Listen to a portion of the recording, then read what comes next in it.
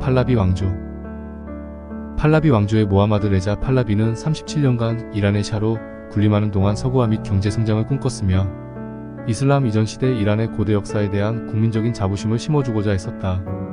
그가 통치하던 1960년대 이란 여성들은 투표권을 인정받는 등 남성과 비교적 동등한 권리를 누렸다. 당시 수도 테헤란은 나이트클럽과 카바레가 있는 파티의 도시로 유명했으며 이란에서 생산한 와인은 전 세계로 뻗어나갔다. 팔라비 왕조는 사회적 자유를 이끌긴 했지만 국왕의 통치 스타일이 독재에 가까웠으며 민주주의를 억압한다는 비난을 받게 된다.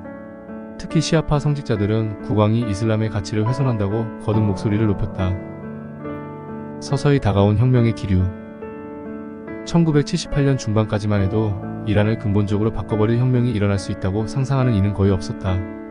막상 혁명이 일어나자 좌파 지식인, 민족주의자, 세속주의자, 이슬람주의자들이 모여들었다. 시간이 갈수록 국왕에 반대하며 일어난 시위는 좀 더 종교적인 측면에서 자신들의 요구를 구체화하게 됐다.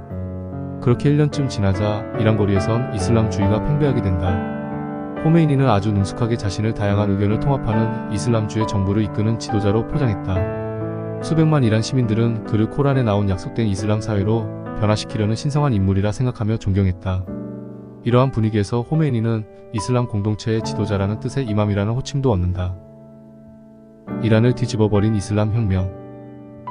세기적인 사건이었다. 20세기형 혁명과 일선을 긋는 21세기형 혁명이었다고 할 수 있다. 지난 100년 반체제 이념을 대표했던 사회주의도 민주주의도 내세우지 않았다. 이슬람 혁명이었다. 진보가 아니라 복고를 앞세웠다. 세계사 최초로 이슬람 문명과 공화 정치를 결합시킨 이슬람 공화국이 들어선 것이다. 이로써 2500년 동안 지속된 페르시아의 군주정이 막을 내리게 된다. 샤가 지배하는 왕국이 아니라 이슬람 율법학자들이 지도하는 민국이 수립된 것이다. 호메이니는 누구인가? 호메이니는 1900년에 태어났다. 1950년대 후반 아야톨라라는 칭호를 받아 존경하는 지도자가 됐다. 아야톨라는 이슬람교 시아파 최고 지도자를 뜻하는데 이란은 국민 대부분이 시아파여서 그의 영향력은 무척 컸다. 호메이니는 1964년 추방돼 외국을 떠도는 가운데서도 팔라비 왕조 타도 운동을 이끌었다. 1978년 12월 전국에서 시위가 벌어져 팔라비 2세가 이듬해 1월 이란을 떠났고 호메이니의 귀국으로 이어졌다.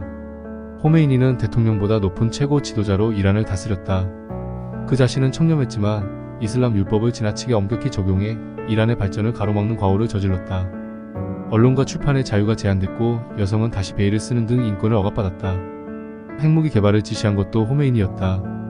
호메이니는 1989년 6월 4일 88세의 나이에 심장마비로 세상을 떠나게 된다.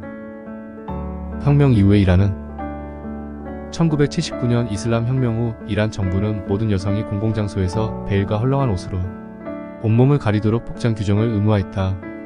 도덕경찰 가시테 에르셔드가 있어 여성의 복장 단속과 적절한 의복을 착용하도록 지도했다. 도덕경찰은 여성의 머리카락이 너무 많이 보이는지, 바지와 겉옷이 너무 짧거나 꽉 끼는지, 화장이 너무 짙은지 검사하였다. 베일을 쓰지 않은 여성은 식당 출입이 금지되며 만약 이를 위반하면 당사자는 물론 식당 주인도 이를 방조했다는 이유로 영업정지 등 문책을 받았다. 이란 사람들의 마음을 적셔 주었던 여성 가수들의 아름다운 목소리도 사라져버렸다. 이란에서 특히 공적인 영역에서 여성의 목소리가 금지된 것이다. 이슬람 혁명 전후로 수많은 이란의 여자 가수들을 비롯한 예술가들은 탄압을 피해 해외로 망명하였고 이란 국내에 머물렀던 여자 가수들은 다시는 무대 위에 오르지 못하게 되었다. 특히 여성 솔로 가수의 목소리는 성적 자극을 주는 위험한 금기가 되어버렸다. 좋아요, 구독, 댓글을 부탁드립니다. 감사합니다.